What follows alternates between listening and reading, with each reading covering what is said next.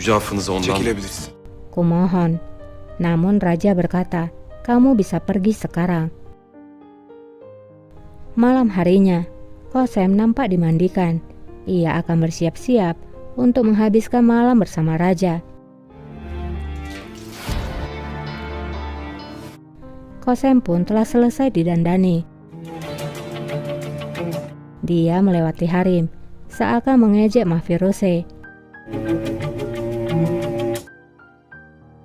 Kosem tiba di ruangan raja, dan mereka pun bermesraan. Di sisi lain, Dervish sedang bersama seorang gadis. Namun setelah gadis itu pergi, Dervish nampak tidak baik-baik saja. Dia sudah sangat mabuk. Tidak lama seorang pria lalu masuk, lalu menuangkan anggur. Ternyata itu adalah Reyhan Aga. Afiyet olsun Derviş Paşa. Reyhan berkata, selamat menikmati Dervish Pasha. Dengan penglihatan yang kabur, melihat Reyhan ada di hadapannya, Dervish pun tertawa dan berkata, dari mana kamu datang? Reyhan pun berkata, ceritanya panjang Dervish Pasha, dan aku tidak punya banyak waktu. Reyhan lalu membuka tudungnya sehingga botaknya pun terlihat. Melihat hal itu, Dervish pun mengucek matanya seakan tidak percaya apa yang ia lihat. Fahriye Sultan... Reyhan berkata, akulah yang memberikan surat itu pada Fahriye Sultan. Dervish pun berkata, apa yang kamu katakan? Dervish segera menyerang Reyhan. Neyden bahsediyorsun? Beadab! Namun karena kondisinya yang sudah sangat mabuk, Dervish tidak memiliki kekuatan. Hingga Reyhan pun akhirnya memegang kendali. Fahriye Sultan bizi yarıyor. Reyhan berkata, Fahriye Sultan telah mengecewakan kami, maka dia juga akan melakukan hal yang sama kepadamu, Pasha. Aku tahu kamu memiliki orang-orangmu di luar.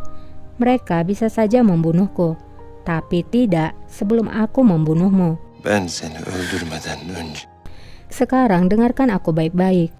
Aku tidak menginfeksi Sultan Ahmed atau Pangeran Mustafa dengan penyakit cacar. Seni ben değil. Itu adalah Fahriye Sultan. Setelah mengatakan itu, Reyhan pun lalu pergi, dan Dervish pun merasa tercengang mendengar kebenaran itu.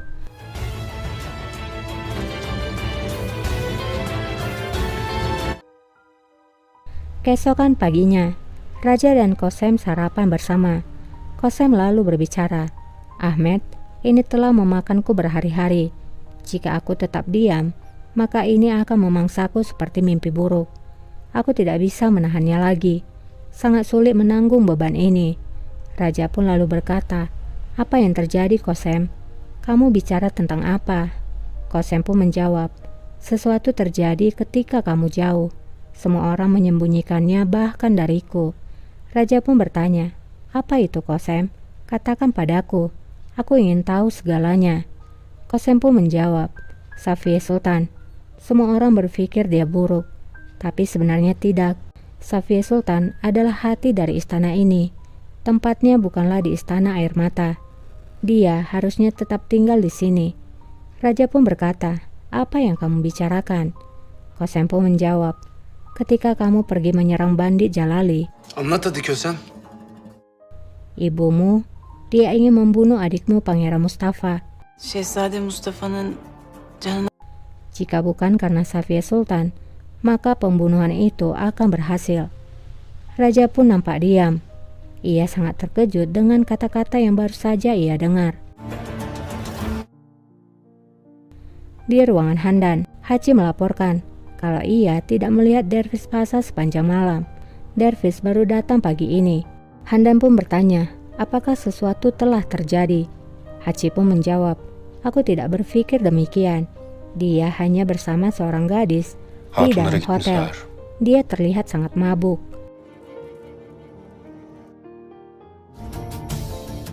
Kembali kepada Raja.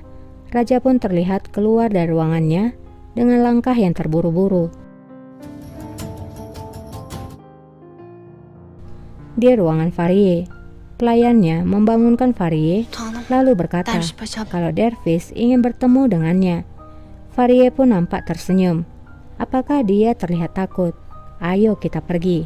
Hadi gidelim. Kembali kepada Handan Sultan. Handan berkata, ketika aku berjuang untuk hidup di sini, dia malah pergi ke hotel. Haci pun menjawab, dia berhak bersenang-senang Sultan aku. Dia tidak tidur selama berbulan-bulan. Tidak lama terdengar suara yang menyerukan kedatangan raja. Sultan Ahmet Han Hazretleri. Raja pun masuk dan menyuruh semua orang untuk keluar. Çıkın! Raja menatap ibunya dengan penuh amarah. Sementara Handan, dia nampak takut dan tak mengerti dengan tatapan putranya. Di ruangan Safiye, Qasem berkata, aku telah melakukan yang kamu katakan. Aku telah bicara pada raja. Dia sudah mengetahui semuanya. Safiye pun bertanya, apalagi yang kamu katakan? Qasem pun menjawab, jangan khawatir. Aku telah mengatakan kalau kamu akan tinggal di istana ini. Gittiğini de söyledim. Aku telah menepati kata-kataku. Sekarang giliranmu. Berikan ayahku sekarang. Tık babamı bana. Safiye pun menjawab, tentu saja aku akan melakukannya. Namun pertama-tama, kami harus mendengarnya dari cucuku untuk mengatakan bahwa kami akan tinggal di istana ini. Qasem pun berkata, tapi bukan seperti itu perjanjiannya. Konuşmadık sizinle. Safiye pun menjawab, nampaknya hal ini telah membuatmu sangat kelelahan, sehingga kamu lupa apa yang kami katakan. Aku mengatakan padamu, agar mempengaruhinya, sehingga kami bisa tinggal di istana ini. Apakah dia terpengaruh? Kita masih belum tahu. Belli değil. Setelah dia membuat keputusannya, kita akan lihat dulu. Sonra. Qasem pun lalu keluar. Selir yang selalu bersamanya lalu bertanya, di mana ayahmu? Apakah kita akan pergi menjemputnya? Qasem pun menjawab, Safiye Sultan tidak mengatakan di mana ayahku, dan sekarang kita akan menunggu keputusannya. Babam bir kurtulsun, ben yapacağımı biliyorum. Aku akan menghancurkannya setelah aku menyelamatkan ayahku. Semua orang harus tahu bagaimana Safiye telah mengancamku. Olan biten her şeyi anlatacağım. Herkes beni nasıl tehdit...